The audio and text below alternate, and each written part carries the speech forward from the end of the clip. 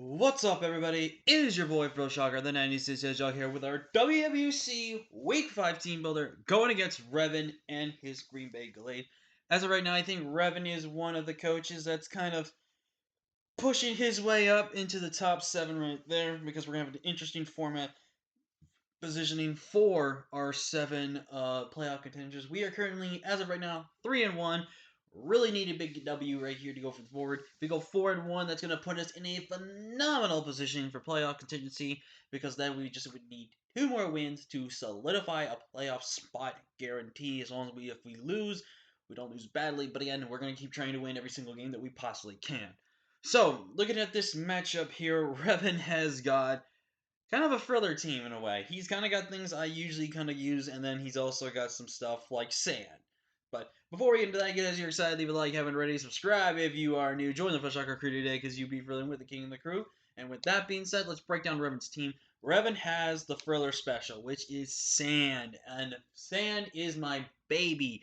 Sand is my go-to, and I love sand 100%. Sand is my favorite wet sand is my favorite weather to use if I ever go with weather teams. I have consistently have done amazing with sand. Last season proved it. We won last season with sand, and I think he's trying to recreate the Thriller magic right now. He's not been doing so hot right now. I think he's either 2-1. I don't think he's played his one game yet this week. I don't know on the top of my head. He's either 2-1, 1-2. So he's got a bit of a pushing going. So if he goes into this next season with a 2-2 or 3-1 record potentially, he could be a big playoff contender. So this is a very important matchup. Kind of breaking out all the good stuff here versus him, but I kind of have no choice. But it is what it is. But looking at his team, he's got Tyranitar, Sandshrew, Excadrill, Dragozol, Infernape, Jellicent, the annoying Blob, Zapdos, Lickitung, Lickilickium, I mean, Necrozma, Gramble, Serena, and Frostmoth. He actually did not choose to go for a Mega this season, which is very unusual. It was technically a choice. You didn't have to have a Mega, but it's an interesting route that Revan's taking right here, and very interesting to see where he goes with this. But looking at Revan's team, I don't think Frostmoth comes. Frostmoth just has terrible matchup again because realistically, look at my team. Bullbeak destroys most of Revan's team, so he's got to be careful about that. In that type of sense of regard, right there. Looking at Serena, I don't think Serena really matches up well with me having just Hail, like Aegislash, Mach, and then Cinderace. I really don't think it matches up well. And plus, I don't think it really handles her own Shaman. Doesn't outspeed my Medicham, and my Medicham can just simply just beat it hands down.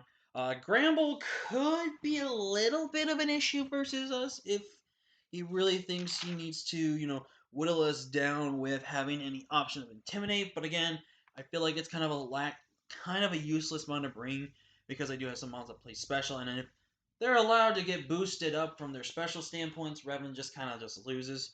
I think Necrozma does have a potential Violence to show up this week because Necrozma is a massive problem.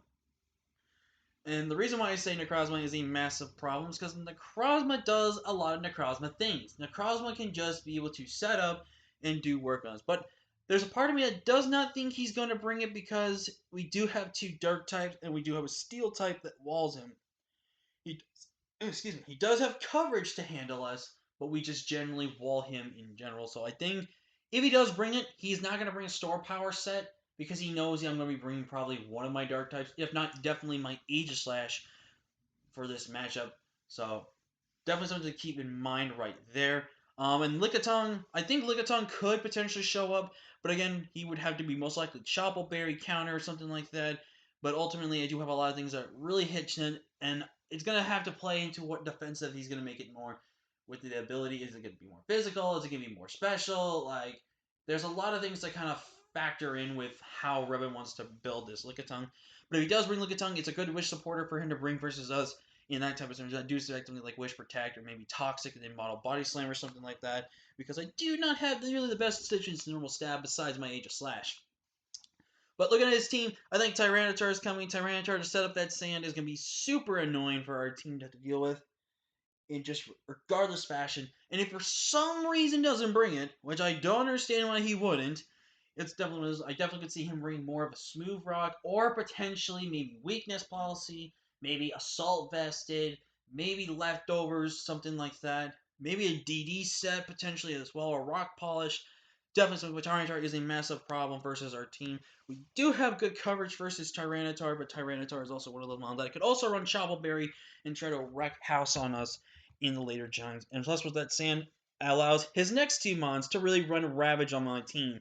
Excadrill, as we all know from how I've used it over the years, is a massive monster that can just essentially claim a KO about every single time, which is no surprise to me that it can do that.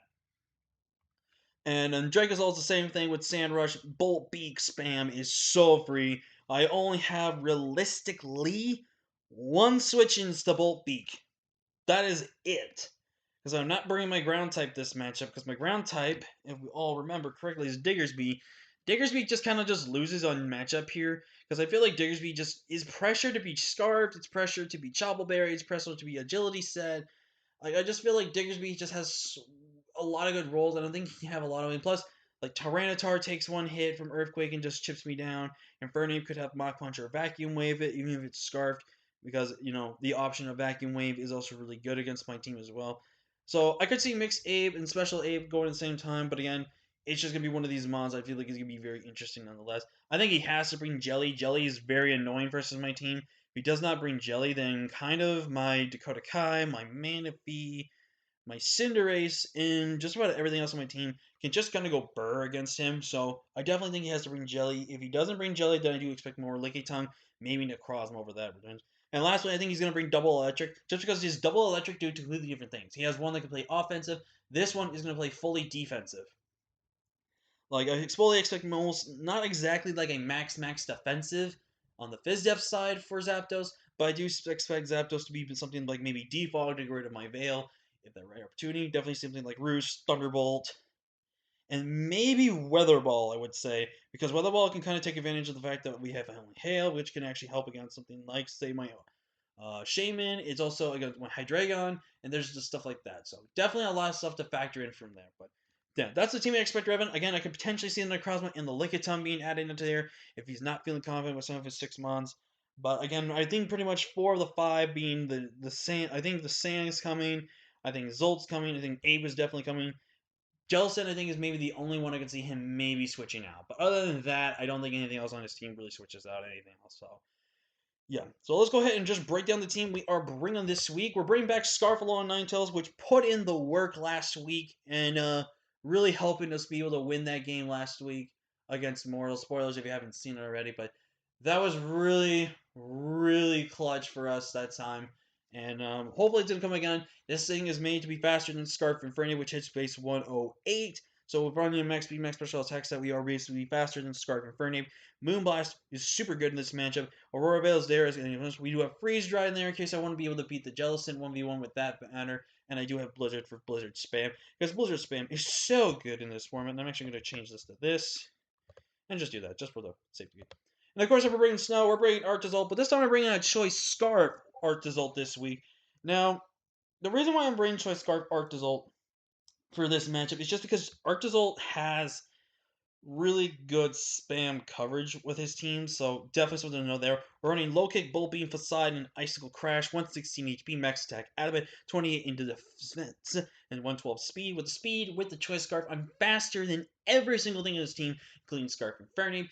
And with the Hail gone and everything like that, it's super, super good in this matchup with the Slush Rush. So it's a little unfortunate to have to run that, but again, looking at his team, I needed this just in case of Scarf and Infernape, because Scarf and Infernape is a problem versus me, unless he wants to just run Banded, which I really don't think he should run Banded Dave. I think Scarface's more better.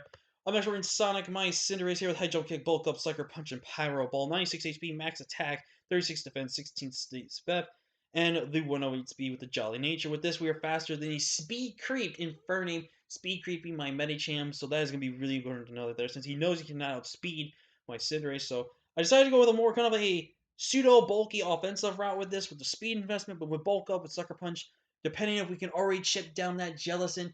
Jellicent goes down. Now there is a chance he could just click recover on Jellicent here, so, with Jellicent, and it could really mess up our Sucker Punch right there. But if we can bait him and we can put him in range of 2 Powerball hits, that's where it's going to be important right there. High Jump Kick destroys the rest of his team. essentially what his weaknesses are. And Powerball Spam is super good in this matchup. Again, Bolt Beat could be a little bit problematic against us, and then also the action of Earthquake or Earth Power is also another problem. But again, with the Bolt, Sugar Berry, and all that, we can take at least one hit from the stab. And because if it's Life Orb Excadrill, there is a chance we still die. If it's Choice Banded, we die. If it's not Choice Banded and it's not Life Orb, we guarantee live the hit. Expert Belt might also be a roll, but it's a roll I'm willing to take. So definitely something to note right there. Up next, we have Amy Rose, my Shaman here with Earth Power, Sea Flare, Leech Seed, and Toxic, making her debut this week with 236 HP, 148 defense, 56 special attack, 4 in spit up, 64 speed.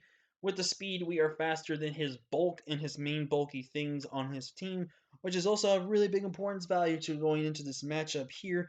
But with Toxic, we basically are toxic anything we can toxic. Seed Flare is the Seed Flare plus Earth Power, hits everything on his team for super 500 damage. With Leech Seed plus Toxic, we 1v1 Zapdos regardless of whatever he can try to do. We do have the Oka Berry to take a hit from the Infernape and then be able to retaliate and knock it out with hopefully an Earth Power or weaken it down to where Hail or Sandstorm basically knocks it out. Up next, we have Dakota Kai, our Mega Medicham here with Bulk Up, Drain Punch, Thunderbolt, and Protect. 252 HP, 28 attack, 76 in defense, 160 speed. The speed is to make sure we are faster than Excadrill outside of Sand, which I think is the best thing we have just in case. And what's really good about this set is Drain Punch pretty much just neuters everything on his team except for things like the Gramble, but that's again with Thunder Punch that's there. And the Jellicent, but again, Thunder Punch right there. Other than that, I just need to spam Drain Punch, and once I can start bulking up here, we can actually be a big problem for him, because with bulk up here, it helps with the Bolt Beak spam, it helps with the Earthquake spam, it helps also with the Infernape hitting us as well. But what's really cool about Protect on here is to stall out his Sand turns if I had to start stalling out Sand turns, or just scout and see if he has choice locked in any variations, and then move on from there in the preceding product that I have right there. But with the max HP and the 676 with the bulking up, that goes as a really defensive Mega Medicham, which is really good. We are running speed just for the speed, and then in bond we want the HP. So this is a little uncultured Medicham, but I think this is a Medicham that I think can put in a lot of work for us this week. And last but not least, we have Ocean, who's coming back again this week, and we're bringing Max like we tried doing last time. Didn't pay off, but I'm hoping that it works this time. I think it actually really can as well. Ice Beam, Energy Ball, Surf, and Acid Armor. Max HP, Max Defense, Bold Nature, 4 in the speed. So if he's not 4 speed invested in his Zapdos, we actually outspeed Zapdos, which is if it's fully defensive with no speed investment, which is really good. We are reading Weakness Policy. With the Acid Armor, Excadrill does pitiful damage. It does nothing to me. With the Acid Armor, we do live a non-choice banded hit from the Bolt Beak, and with the weakness policy off, Ice Beam does guarantee knock out the Dracozolt, which is really good. Ice Beam, once activate, does not knock out a Zapdos, but does help weaken down Zapdos a lot for us going into the next weeks.